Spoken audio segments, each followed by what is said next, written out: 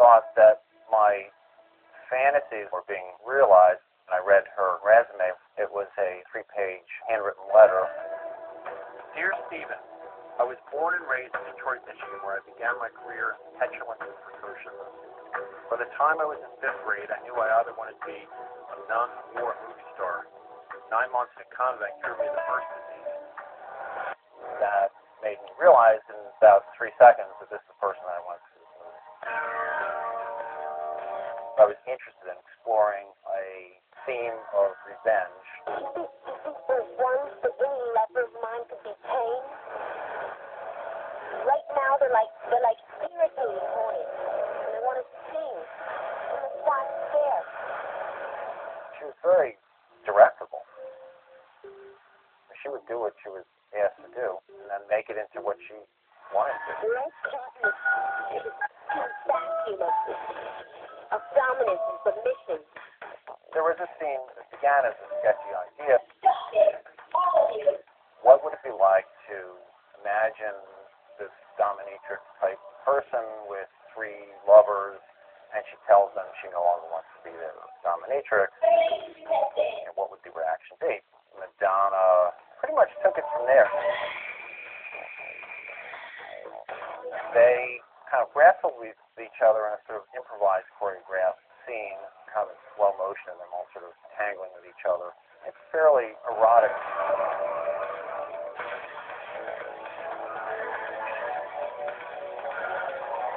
There were moments when things would happen in front of a camera that were just remarkable. The highlight of making the movie was renting a limousine, riding around Times Square with these crazy people, having a lot of fun. I called Madonna up and I said, well, Madonna, I finally finished the film. She came over to my apartment, and I enjoyed watching the movie. She was positive. She liked it. But then she said, F you, when she left. And I said, well, F you too.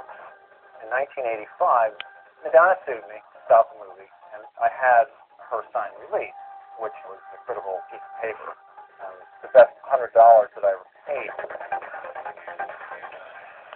She got into many major dances that we did. I would normally not even cast undergraduates, much less a freshman.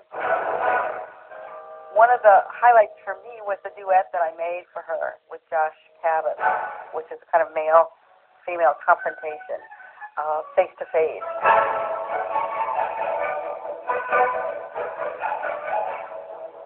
It was sexual. She has to roll on him and be on her hands and confront him. She really, I think, uses all of her power that she had then to do it. She was very, very small. I bet she weighed less than 100 pounds.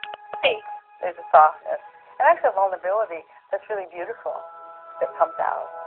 There's no question in my mind that she would have been a professional dancer if she wanted to have gone. So she was one I asked immediately to be in my dance. Each dancer did solo, and they would dance in front of their images. One of the photographs I took of her she didn't think was flattering. It was a shot where she's sort of bending over, looking between her legs.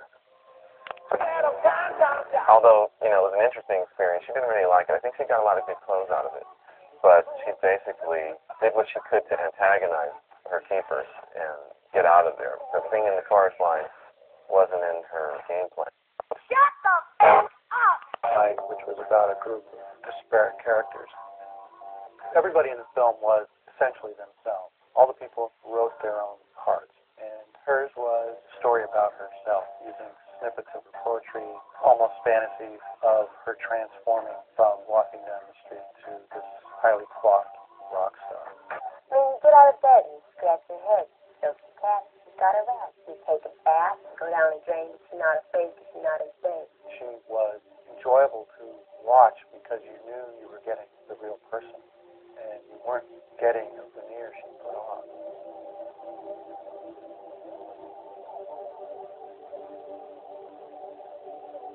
She had a fairly sober childhood, and at this point she's willing to do what she had to do. She came up with the line, I'll do anything for money. I'll do anything for money, because money is my love. Which was sort of the drift of the whole film, in the sense of having to get things done to get to another place. Don't look back. Don't think about what you're doing. Just mix it up.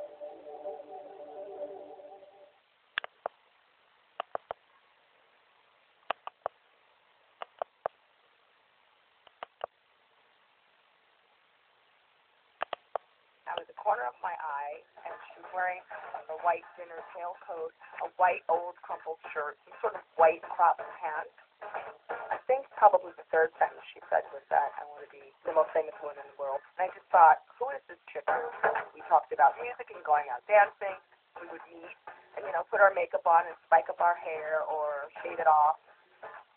We were out every single night of every single day of the week, of the month. We'd have our pockets full of whatever. I would have lip gloss, and she would have her demo tape. Smart girl. And it just sounded phony. Let's just make like 2 shifts to pass the night.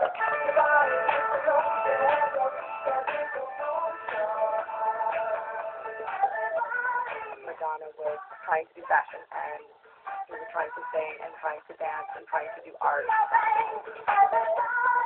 She really wanted to be a solo artist. She really wanted her audience to see who she was. I'm doing all right, and I know you're going to like it. All right, we're going to take a holiday.